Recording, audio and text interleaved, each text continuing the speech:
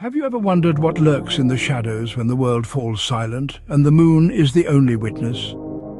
Picture this: an old manor, shrouded in an oppressive silence so thick, it feels as if it's choking the very life out of the air. A feeling of impending doom seeps through the tattered curtains, carried on beams of cold moonlight that cast eerie shadows across the room. The atmosphere is heavy, burdened with a malevolence that feels ancient, almost as if it's part of the manor itself. It's like being watched, not by a living entity but by the very walls that have stood the test of time. The feeling is inescapable. It clings to you, making your skin crawl. As I descended the grand staircase, the hollow eyes of the portrait seemed to follow me, their gazes filled with silent warnings. It was a chilling reminder that I was not alone in the manor, and perhaps I was not the only one awake. In the parlour, my reflection in the dusty mirror bore the mark of fear, a harbinger of the sinister forces that lay within. The temperature plummeted, a chill creeping into the very marrow of my bones. The quiet was shattered by a chorus of ethereal whispers, their words indistinct but laden with torment. They seemed to seep from the very walls, echoes of unspeakable horrors committed within these ancient confines. Drawn as if by an invisible thread, I found myself in the library.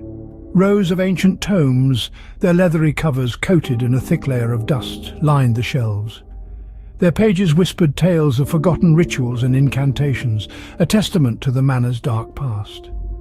The clock struck midnight, its mournful chime echoing through the silence, a solemn reminder of the passing time. In the heart of the manor, I found a relic pulsing with an unholy energy, its power humming against my skin. Fleeing from the chapel, the relic heavy in my grasp, I felt the air grow still, pregnant with anticipation. The oppressive silence returned, a shroud of dread wrapping itself around the manor and me. I had awakened something ancient, something that should have remained entombed. The realization sent chills down my spine, a cold fear that gripped my heart and refused to let go. I was trapped, a fly in the web of an unseen spider, its presence pressing against the fragile barrier between worlds. The horror of what I had unleashed was a weight too heavy to bear, a burden that promised to drag me into the abyss. Each tick of the clock echoed in the silence, a countdown to an impending doom I had unwittingly set in motion. Pray heed this warning, for the malevolence I have unshackled knows no bounds. It slumbers now, but in the darkness I hear its restless stirrings, and I know that soon it will be free. In the quiet town of Hollowbrook, an ancient journal lies hidden, whispering tales of a malevolent entity, the Whispering Shadow. I, Henry Sterling, unearthed this relic in the attic of a forsaken mansion. The moment I broke its seal, a chill swept over the town. Shadows began their eerie dance. Whispers started to gnaw at our sanity. It was then I met Sarah, a local historian as intrigued as I was terrified. As the mysteries of Hollowbrook unravel, an old pact born out of desperation comes to light. The mansion, once a symbol of grandeur, now morphs into a twisted labyrinth, each room echoing our deepest fears. As we journey deeper into the mansion, the air grows colder, the silence heavier. The Whispering Shadow, bound by an ancient ritual, begins to reveal itself not just as an ominous presence, but as a cruel puppeteer of our darkest memories. Each corner turned, each door opened, unveils another layer of the mansion's malevolent history and our own. Shadows dance at the periphery of our vision, their whispers growing louder, more insistent as they feed on our mounting dread. The mansion plays host to a chilling performance, our personal traumas taking center stage. In the heart of this haunting spectacle lies the key to stopping the Whispering Shadow. An ancient relic, hidden, waiting. Its significance is as profound as the silence that follows a scream. With every step, the Whispering Shadow tightens its grip. Reality distorts, and the line between sanity and madness blurs. At the heart of the mansion we stand, the relic in hand, ready to face the Whispering Shadow. Our hearts pound like war drums in the silence, as the air grows dense with a dread that clings to our souls. The shadow unveils itself, a faceless spectre, its form twisting and contorting with every whisper it breathes. Our pasts, our fears, they come alive, dancing before our eyes in a macabre ballet of terror. We're trapped within our own nightmares, the mansion a cruel mirror reflecting our deepest horrors. Yet we press on, for retreat is not an option. The relic hums in our grip, a beacon of hope amidst the darkness. We recite the ritual, words echoing through the halls, a symphony of defiance against the malevolence. The shadow roars, a torrent of darkness surges forth, but we stand our ground, rebinding the malevolence. The mansion trembles, crumbles, succumbs to the weight of its own sins. As the dust settles, we emerge from the ruins, forever changed, bearing the weight of the horrors we faced. Hollowbrook begins to heal, but the scars remain, a silent testament to the terror that once lurked within us.